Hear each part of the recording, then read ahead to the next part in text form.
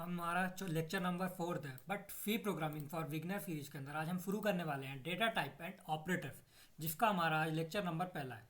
तो सबसे पहले बात करते हैं डेटा टाइप होते क्या हैं और हमें इनकी ज़रूरत क्या पड़ी। तो जैसा कि हम सब जानते हैं कि घरों पे हम जब कोई भी सामान को स्टोर करके रखते हैं तो उसे हमें उसी तरह के बर्तन में, जैसे कि पानी को अगर रखना है तो हमें उसके लिए पैक बर्तन की रिक्वायरमेंट होती है। अगर हमें किसी फ्रूट या सब्जियों को रखना है तो हम उसे जालीदार बर्तन के अंदर रखते हैं। उसी तरह सी के अंदर भी हमें डिफरेंट डिफरेंट टाइप की वैल्यूज़ को स्टोर करने के लिए डिफरेंट डिफरेंट टाइप के बर्तन, जिसे हम बोल सकते हैं डेटा टाइप्स, दिए गए हैं। उन डेटा टाइप्स का यूज़ करके हम डिफरेंट वैल्यूज़ को अलग अलग तरीके से स्टोर कर सकते हैं। जैसे कि बात करते हैं इंट की। पहला डेटा टाइप हमारा इंट। इंट का यूज हम डेसिमल नंबर्स या ये गए नेचुरल नंबर्स को स्टोर करने के लिए या पॉजिटिव या नेगेटिव होल नंबर्स को स्टोर करने के लिए यूज़ करते हैं। जैसे -12, 12, 36, 128 एट्सेट्रा। इसी तरह से हम फ्लोट यूज़ करते हैं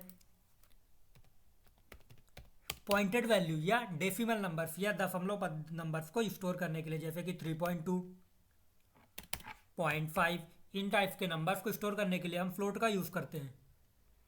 उसके बाद हमें इसके बाद हम बात करते हैं कैरेक्टर्स।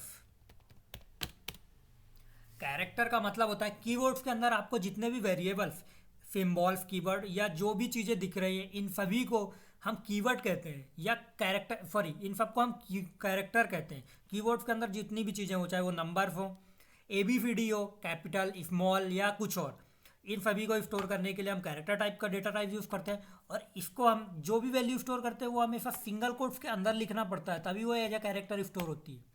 अब बात करते हैं कि डेटा टाइप्स का सिंटेक्स क्या होता है। तो जब भी हम कोई डेटा टाइप क्रिएट करते हैं तो उसका सिंटेक्स कुछ इस तरह होता है कि हमें पहले उसको ये बताना पड़ता है कि उसका डेटा टाइप क्या होगा। उसके बाद हमें वेरिएबल क्रिएट करते हैं जिसके अंदर हम उस वैल्यू को स्टोर करेंगे, और उसके बाद हम उसकी वैल्यू देते हैं या डाटा। इसे हम कहते हैं डेटा टाइप।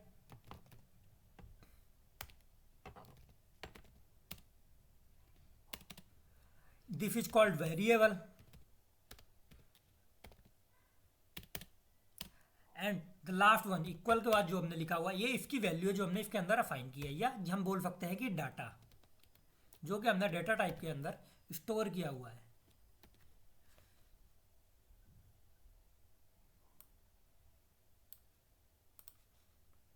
ठीक है, तो अब बात करते हैं कि वेरिएबल क्या होता है। Variables, what is variables? Variables are the smallest unit in which we can store the data. Variable एक मेमोरी लोकेशन होता है कंप्यूटर के अंदर। जब भी हम किसी वेरिएबल को क्रिएट करते हैं तो वो कंप्यूटर की मेमोरी में कुछ जगह लेता है, और जब भी हम उसके अंदर कोई वैल्यू डालते हैं वो उस मेमोरी लोकेशन के अंदर जाकर उस वैल्यू को स्टोर कर देता है। अगर हम सी के अंदर किसी भी वेरिएबल को यूज़ करना चाहते हैं तो उससे सबसे पहले हमें उसे डिक्लेयर करना कंपलसरी होता है। अगर आप उसे डिक्लेयर नहीं करते हो तो वो हमें एरर दे देगा। आइए देखते हैं किस तरह से हम वेरिएबल्स को क्रिएट कर सकते हैं और उनका यूज़ कर सकते हैं। तो चेक करते हैं। हम यहाँ पर गए, हमने एक न्यू फाइल क्रिएट की। अब हम प्रोग्राम्स क्रिएट करने वाले हैं।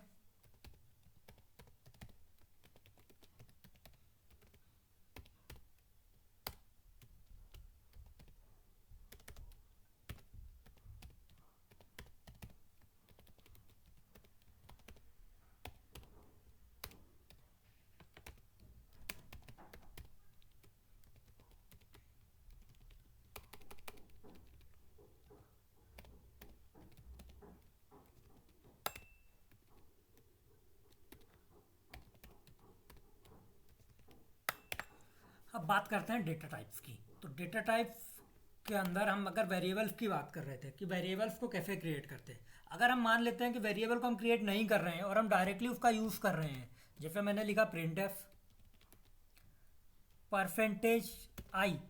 %i is called format specifier, जो उसका मतलब होता है कि ये एक इंटीजर वैल्यू को प्रिंट करने के लिए यूज होता है। फॉर्मेट स्पेसिफायर क्या होते हैं ये मैं आपको डिटेल में अगले लेक्चर में बताऊंगा। फिलहाल हम इनका डायरेक्ट यूज़ करने वाले हैं। तो मैं यहाँ पे अगर x लिखता हूँ और इस प्रोग्राम को रन करने की कोशिश करता हूँ तो ये हमें कुछ एरर्स प्रोवाइड करेगा। जैसे कि ये बोल रहा है अनडिफाइंड सिंबल। इसका मतलब ये होता है कि आप अगर किसी भी वेरिएबल को यूज़ करना चाहते हैं तो उसको पहले उसको डिफाइन करना और डिक्लेयर करना कंपलसरी होता है। ये इसका पहला रूल है।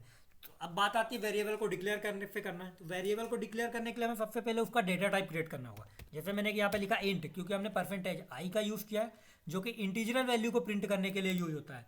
तो इंट एक्स, इसके अंदर मैंने वैल्यू दी 10। तो अब अगर मैं इस प्रोग्राम को अगर रन करूंगा,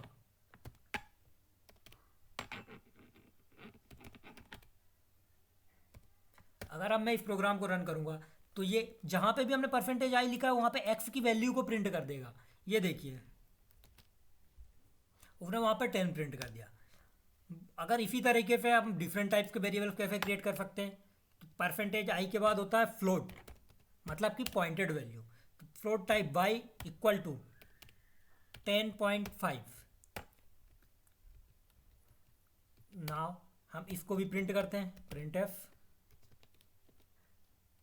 आप जानते हैं कि डबल कोट्स के अंदर हम जो भी लिखते हैं वो एडजेक्टिव प्रिंट हो जाता है। तो मैंने वाई लिखा, उसके बाद जब मैंने परसेंटेज फ्लोट वैल्यू को प्रिंट करने के लिए हम परसेंटेज एफ का यूज़ करते हैं। F defined as a float and i is defined as a integer. तो फ्लोट को जब हम प्रिंट करेंगे तो वो अपनी फ्लोटिंग वैल्यू को प्रिंट कर देगा। आइए प्रोग्राम रन करते हैं।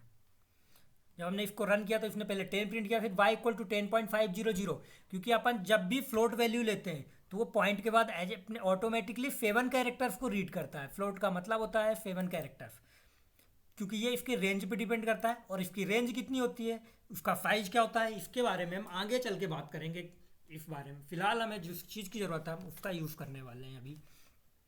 नाउ उसके बाद अगर हम बात करते हैं कैरेक्टर की, कैरेक्टर कैसे स्टोर करना, तो कैरेक्टर ए इक्वल टू, इसके अंदर हम कुछ भी स्टोर कर सकते हैं, एनीथिंग जो आपको कीबोर्ड पे दिख रहा है, बट आपको उसको सिंगल कोट्स के अंदर लिखना होगा। जैसे मैंने यहाँ पे हैच स्टोर करवा दिया, और अब अगर मैं इसको प्रिंट करने की कोशिश करूँगा तो ये अपनी जगह पे हैच प्रिंट कर देगा। पर मैं उससे पहले चाहता हूँ कि लाइन चेंज हो जाए, तो स्लैश एन हम दोनों जगह पे यूज़ करने वाले हैं ताकि हमारा आउटपुट प्रॉपर वे में दिखाई दे।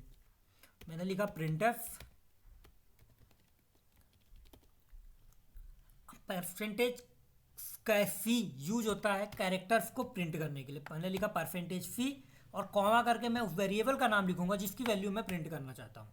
तो जब मैं अब इस प्रोग्राम को रन करूंगा तो आप ये देख सकते हैं, पहले उसने 10 को प्रिंट किया जो कि एक इंटीजरल वैल्यू है।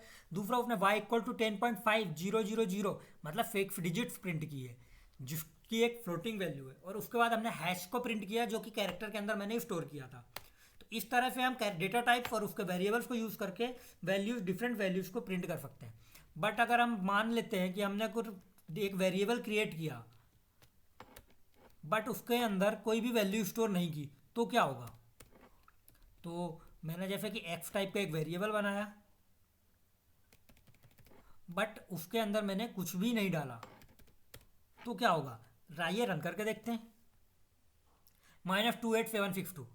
ऐसा क्यों हुआ, क्योंकि जब भी हम एक वेरिएबल क्रिएट करते हैं तो वो किसी ना किसी मेमोरी लोकेशन को पॉइंट करता है, और जब भी वो किसी मेमोरी लोकेशन को पॉइंट करता है तो उस मेमोरी लोकेशन के अंदर जो भी वैल्यू होगी वो उसे ऑटोमेटिकली स्टोर कर लेगा, जिसे कि हम गार्बेज वैल्यू कहते हैं। इसका मतलब यहाँ पे जो ये प्रिंट हो रही है एक गार्बेज वैल्यू है।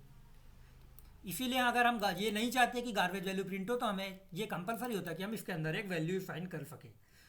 अगर हमने मान लीजिए कि दोबारा एक और सेम टाइप का वेरिएबल बना लिया तो क्या होगा, ये इस जगह पे हमें एरर प्रोवाइड करेगा, क्योंकि हम प्रोग्राम्स को ये समझ में नहीं आता है कि किस वाले एक्स को एग्जीक्यूट करे, इसलिए वो हमें एरर दे देता है कि मल्टीपल डिक्लेरेशन ऑफ एक्स। मतलब हम एक नाम का वेरिएबल एक से ज़्यादा क्रिएट नहीं कर सकते एक प्रोग्राम के अंदर। उसके बाद बात आती है, अगर हमने डायरेक्ट एक्स लिख दिया यहाँ पे तो क्या होगा, और एक्स के अंदर प्रिंट कर रहे हैं तो जब भी हम इसको रन करेंगे तो वो एरर दे देगा, क्योंकि उसको एक्स मिल ही नहीं रहा। वो बोल रहा है अनडिफाइंड सिंबल एक्स। एक्स क्या है वो यहाँ पे पूछ रहा है। एक्स तो हमने बताया ही नहीं उसको कि एक डेटा टाइप है और किस टाइप का है, इसलिए वो यहाँ पे एरर दे रहा है। इसका मतलब हमें जब भी वेरिएबल्स क्रिएट करने हैं उसका डेटा टाइप बताना कंपलसरी है।